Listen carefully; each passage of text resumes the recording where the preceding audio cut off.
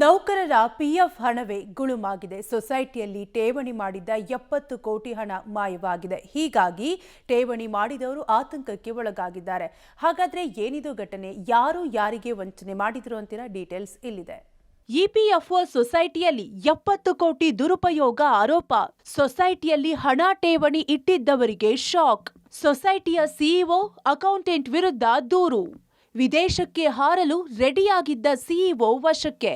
ಬೆಂಗಳೂರಿನ Richmond circle ಬಳಿ ಇರುವ ನೌಕರರ ಭವಿಷ್ಯ ನಿಧಿ ಸಂಸ್ಥೆಯ ಸೊಸೈಟಿಯಲ್ಲಿ 70 ಕೋಟಿ ವಂಚನೆ ನಡೆದಿದೆ ಎಂಬ ಆರೋಪ ಕೇಳಿಬಂದಿದೆ. ಇಪಿಎಫ್ಒ ಕಚೇರಿಯಲ್ಲಿ ಕೆಲಸ ಮಾಡ್ತಿದ್ದ ಹಾಲಿ ಮಾಜಿ ನೌಕರರು ಲಕ್ಷಾಂತರ ರೂಪಾಯಿ ಠೇವಣಿ ಇಟ್ಟಿದ್ರು. ಆದರೆ ಸೊಸೈಟಿಯ ಖಾತೆಯಲ್ಲಿ 70 ಲಕ್ಷ ಹಣ ಮಾಯವಾಗಿದೆ.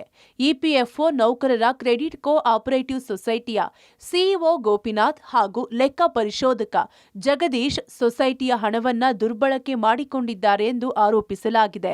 ಕಷ್ಟ ಮಾಡಿ ದುಡ್ಡಿರುವ ಹಣಗಳು ಈ ತರ ಮೋಸ ಮಾಡಬಾರ್ದು. ಇದೆಲ್ಲ ಫೋರ್ಸರಿ ಆಗಿದೆ. ಲ್ಯಾಕ್ಸ್ ಟು ಕ್ರೋರ್ಸ್ ಟುಗೆದರ್ ಆಗಿದೆ.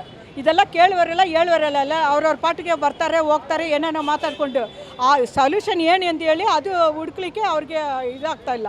ನಾನು ಒಂದು 10 ಲ್ಯಾಕ್ಸ್ ಇಟ್ಟಿದ್ದೆ ಸರ್, ಸರಿಯಾಗಿ ಇಂಟ್ರೆಸ್ಟ್ ಕೊಡ್ತಾ ಬಂದರು. ಇತ್ತೀಚೆಗೆ ಇಂಟ್ರೆಸ್ಟು ಬರ್ತಾ ಇಲ್ಲ.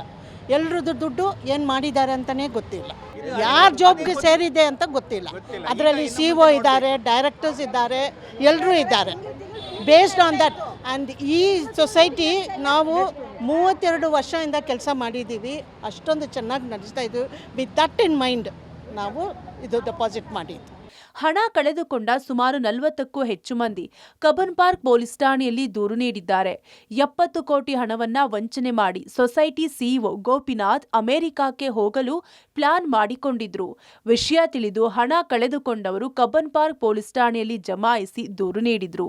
ಕೂಡಲೇ ಅಲರ್ಟ್ ಆದ ಕಬ್ಬನ್ ಪಾರ್ಕ್ ಪೊಲೀಸರು ರಿಚ್ಮಂಡ್ ಸರ್ಕಲ್ ಬಳಿಯ ಇಪಿಎಫ್ಒ ಕಚೇರಿಯಲ್ಲಿಯೇ ಗೋಪಿನಾಥ್ರನ್ನ ವಶಕ್ಕೆ ಪಡೆದು ವಿಚಾರಣೆ ನಡೆಸಿದ್ದಾರೆ. ನಾನು ರಿಟೈರ್ಡ್ ಆದಾಗ ಅಮೌಂಟ್ ಬಂದಿತ್ತು, 15 ಲಕ್ಷ ಡೆಪಾಸಿಟ್ ಮಾಡಿದ್ದೀನಿ.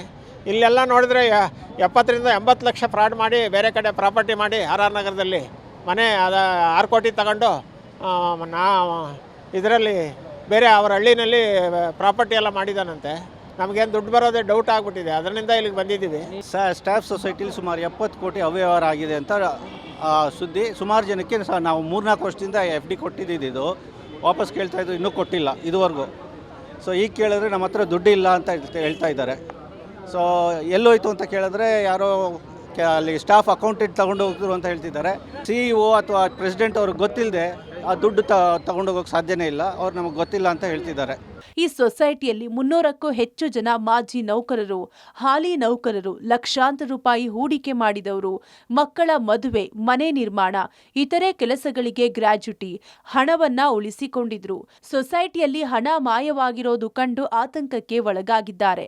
ವಂಚನೆ ಆರೋಪ ಹೊತ್ತ ಗೋಪಿನಾಥ್ ಪೊಲೀಸರ ವಶದಲ್ಲಿದ್ದು ಅಕೌಂಟೆಂಟ್ ಜಗದೀಶ್ ಪರಾರಿಯಾಗಿದ್ದಾನೆ. ಹಣ ಕಳೆದುಕೊಂಡ ಒಬ್ಬೊಬ್ಬರಿಂದ ಪೊಲೀಸರು ಪ್ರತ್ಯೇಕ ದೂರು ಪಡೆಯುತ್ತಿದ್ದಾರೆ. Prakash, public TV, Bengaluru.